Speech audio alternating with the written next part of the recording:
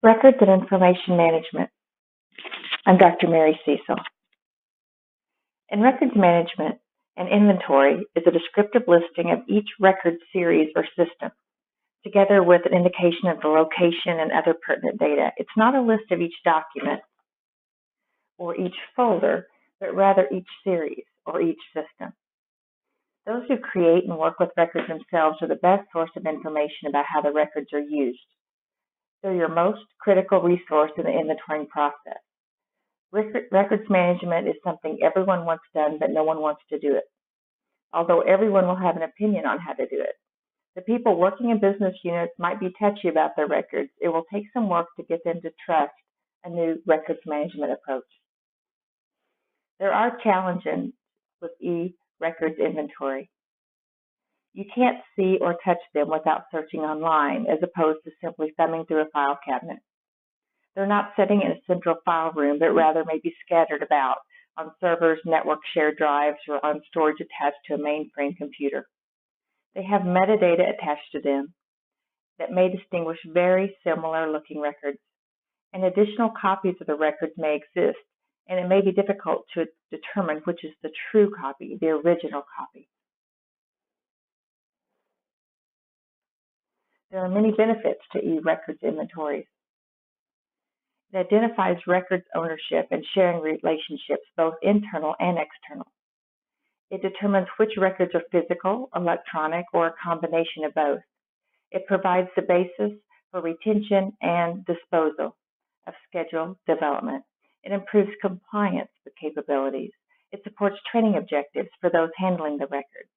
It identifies vital and sensitive records needing added security and backup measurements. It assesses the state of record storage, its quality and appropriateness. It supports the release of information for the Freedom of Information Act, Data Protection Act, and other mandatory information release requirements for government agencies. So what are the steps? First, define the inventory's goals. While the main goal is gathering information for scheduling purposes, other goals might include preparing for conversion to another media or software, or identifying particular record management problems. Then define the scope of the inventory. It should include all the records and other materials.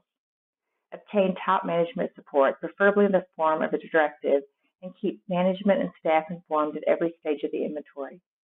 Decide on the information to be collected, the elements of the inventory.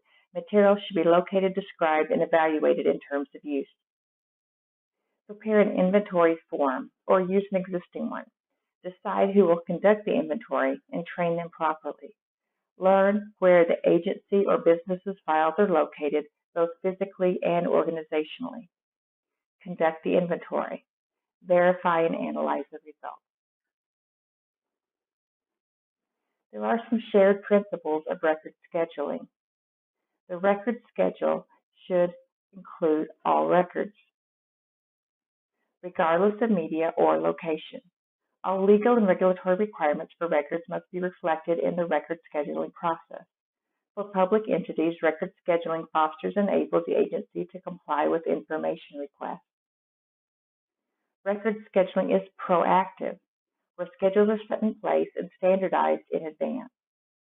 Periodic review of the retention schedule must take place when significant legislation, technology acquisition, or other changes are being considered, but in any case, this should be at least annually or biannually.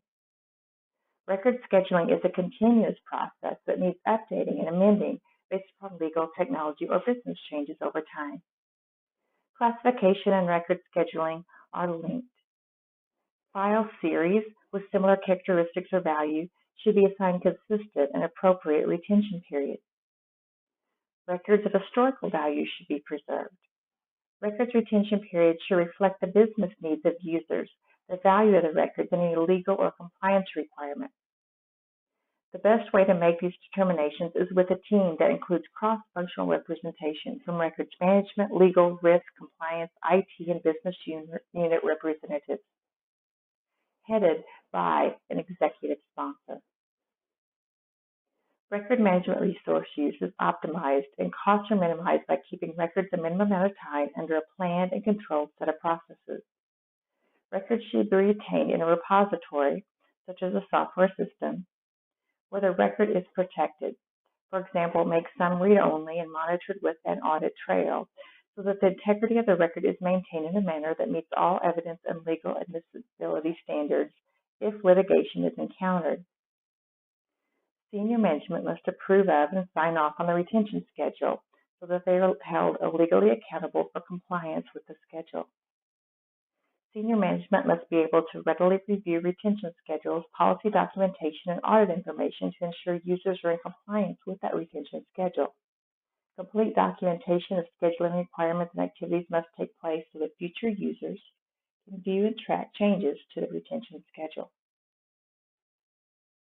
A record retention schedule defines the length of time that records are to be kept for legal, regulatory, operation, and historical requirements. There are particular components to a record retention schedule. The title of the record series, and remember, it's not for a single document, it's by the series.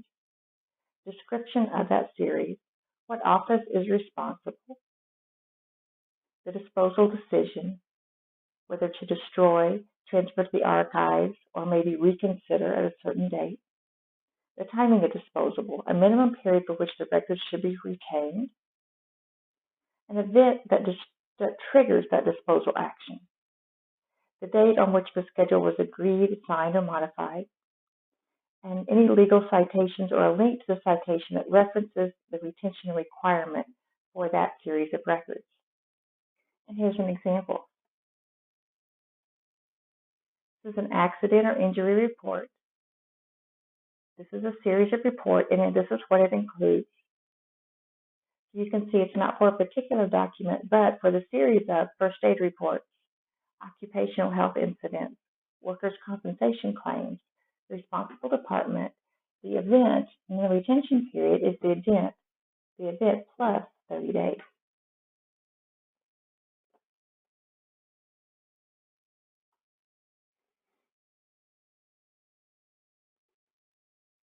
Steps in developing a record retention schedule. First, review the functions and record-keeping requirements for the organization.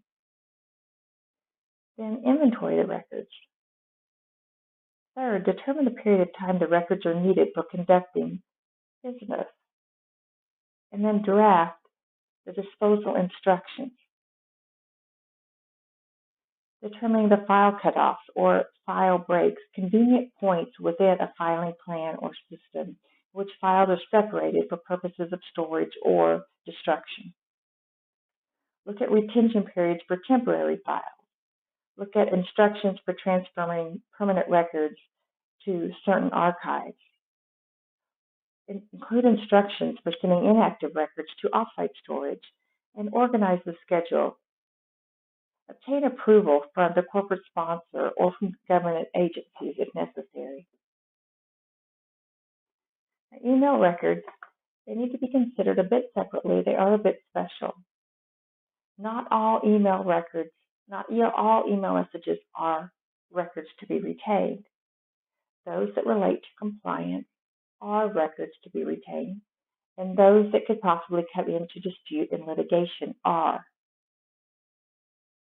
The general answer is that a record documenting a transaction or business-related event that might have legal ramifications or historic value are records to be retained.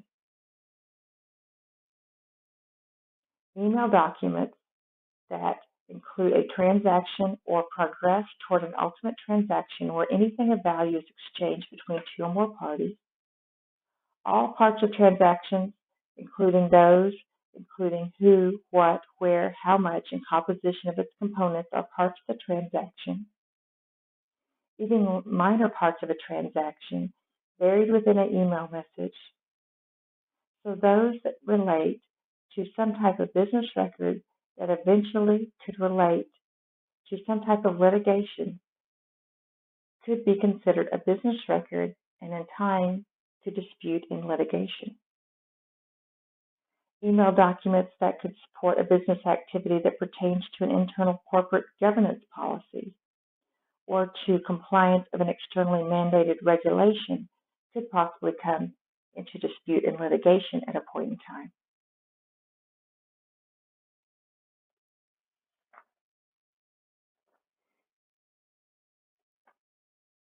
Unless your organization are governed by laws and regulation, your organization is free to determine the retention periods and deletion schedules that are most appropriate for your organization. A destruction retention policy is an approach to email archiving where email messages are retained for a limited time, say 90 days, followed by a permanent manual or automatic deletion of the message from the organization network, so long as there is no litigation hold or the email has not been declared a record to be retained. Email retention periods vary greatly, from 90 days to as long as 7 years. Some research shows that 1/4 of companies delete email after 90 days. Heavily regulated industries such as energy, technology, and communications, real estate suggest a year or more. Most common email retention period has been 7 years, but some organizations take a hardline approach and suggest 90 days.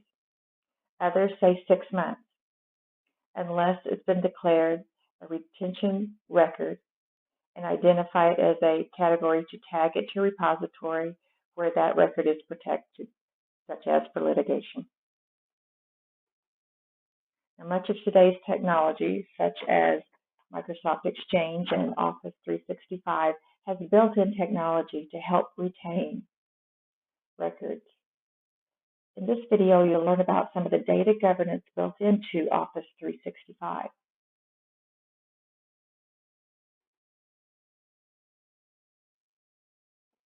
Hi, I'm Kamal Janardhan, and I work in the Office 365 Information Protection team on data governance. Our mission is that Office 365 helps you know your data and act upon it to keep you secure and compliant. And our strategy is to use classification and policy to help you achieve it. We want to enable our customers to know their data by classifying it and providing insights about it. We use well-known categories for structured data and machine assistance and learning to classify unstructured data.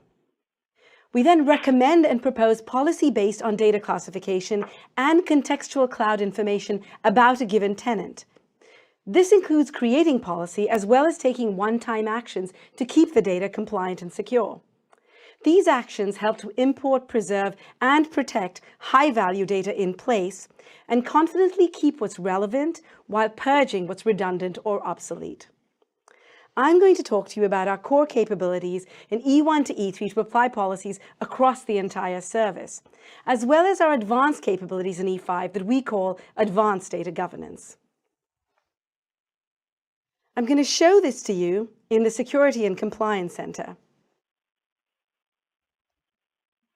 Here, I have logged into the Security and Compliance Center, and I am at the home page, which shows me various widgets that are relevant to my role as a data governance officer. From this landing page of SCC, I'm going to go to the Data Governance dashboard and choose to create a retention policy. The first policy that I am actually going to create is about preserving a set of data for a period of time without preservation lock and without a deletion action associated with it. Here, I choose to create a policy. I name it Business. I then choose to preserve the content associated with that policy, in this case for all the content in my organization, for 15 years. I don't want to delete any content. And I want to choose all locations across Office 365. So with these few steps, I have now created a preservation policy for my entire service across all my data types. I then select not to turn on preservation lock. Preservation lock allows me to have immutable policies, which cannot be changed after the fact. And I'm done. So I have just created the policy, and as you can see, I can also easily edit it after the fact. And all the settings that I have applied to it are now visible in this screen. Let's create another policy, this time with more granular settings.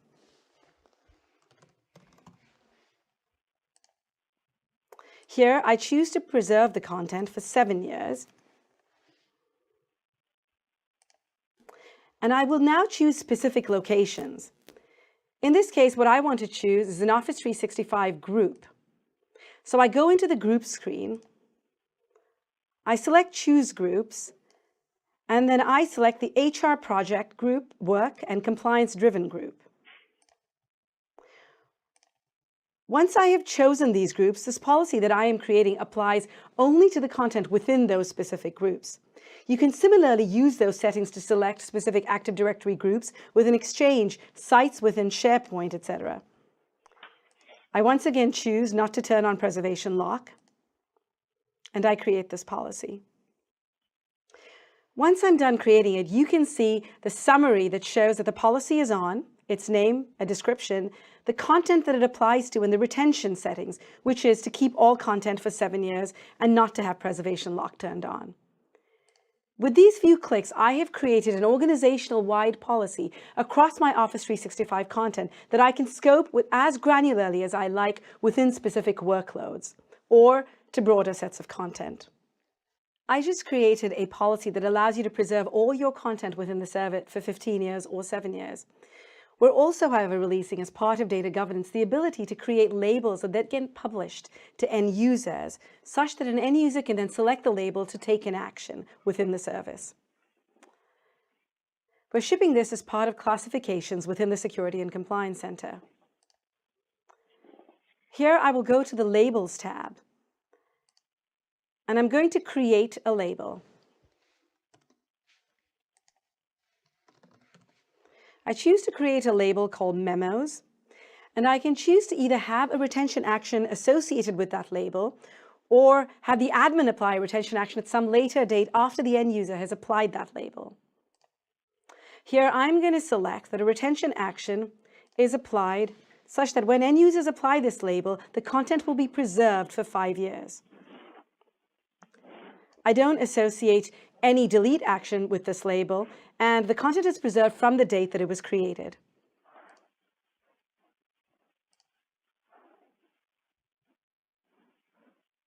As you can see, the summary describes the retention action associated with the label, who created it, when it was created, and the name and description.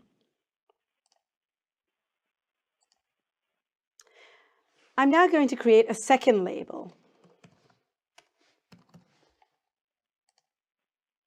Here, I don't choose to have any retention action associated with it.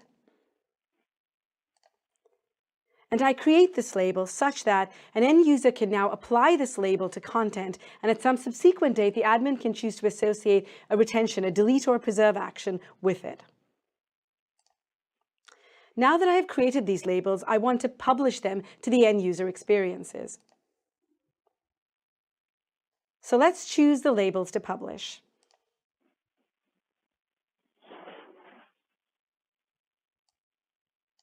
Here, I'm choosing the activity label that I just created, as well as the memos label.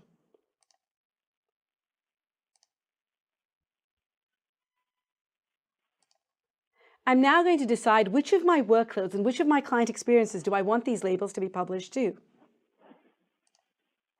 So I will choose specific locations to Exchange email, SharePoint sites, as well as OneDrive accounts and groups. Here, any end user in these experiences will be able to see these labels that I have deployed across all of Office 365 and select them for content as they are working on it. I choose to deploy this to every single workload, and I then enter a policy name, which is my labels policy. Here from the summary, you can see that these labels will now be propagated to these experiences. And here in the summary, it shows the labels that I've created that end users can now apply to content. This screen that you see here is also the screen by which you can do a quick edit or a delete of any of these labels or policy actions. Now that I've published the labels to Office 365, let's take a look at two of the clients where an end user would apply the label. Here within OA, I go to a message. I right-click, I select Assign Policy, and you can see the labels that my administrator deployed to me. I choose Business Development, and now that property and that action associated with that label is applied to this content. We also have a similar experience within SharePoint, where I go to the HR project, I select a document, I select the info bar, I apply a classification, and here the list of classifications available to me is also the same as an administrator had created within the Security and Compliance Center. In this way, I can publish labels to all my end users with a single flow across all my clients, and my end users get the same label experience in each of those clients, allowing me to enable data governance and compliance using both an administrative action as well as an end user workflow. I'm now going to talk to you about advanced data governance, and this is effectively using cloud intelligence and machine assistance and learning to help you inform your governance actions. In this scenario, the first thing I'm going to show you is a governance dashboard. Here in the governance dashboard, we share insights about the information in your organization and make recommendations. The first instance of this recommendation is retain tax records. Here, we have detected that your org contains standard, well-known categories of tax record formats like W-2s or 1040s, and is recommending that you create a tax policy. When you create a policy here, you combine a retention action and as well as a preservation action. Here, based on the information that we have about the data in your tenant, we are actually proposing a very simple retention policy that we know is standard across tenants for tax records. Here, we are retaining the content for 21 years so it's not accidentally deleted. Now, we understand, however, that most large organizations will need to customize this policy. So while this is a recommendation that kickstarts the policy creation, we give you the ability to go to advanced policy creation to actually set the policy appropriate for your tenant. Here, I choose to create an advanced governance policy. I'm going to name it financial data. I'm going to choose to preserve all the content for 7 years, as that's the typical action for financial data. I don't want to delete any data, and I want this preservation to apply from when the content was created. But now I also want to set more granular policies. So I will use advanced retention using advanced data governance. Here, I'm going to choose to apply retention a different time period to content that matches a sensitive data type. Here, I choose to apply a specific sensitive data type policy based on the well-known template. I'm going to select UK financial data. Select Next, and this means that any content within my service that matches this particular sensitive data criteria based on the intelligent assessment of content on my tenant in the cloud will take this particular policy action to keep that content. I'm going to choose to apply to all locations across Office 365 and then create the policy. The next advanced governance policy that I'd like to share with you is, in addition to sensitive data types that we then determine by assessing content in your tenant, you can also create a policy based on something as simple as a keyword or a query. Here, I want to apply a policy to all NDA documents, non-disclosure agreement documents, within my organization. So I choose to preserve this content for 7 years. And then I want to use advanced retention to define the conditions of that query. And I want to use advanced data governance to apply retention on content that matches a specific query. Here, I'm going to say that any document with the keyword NDA contracts and Microsoft Confidential should have a specific retention policy associated with it of 7 years. And when content matches this condition, this retention action will be applied to preserve this content for that period of time.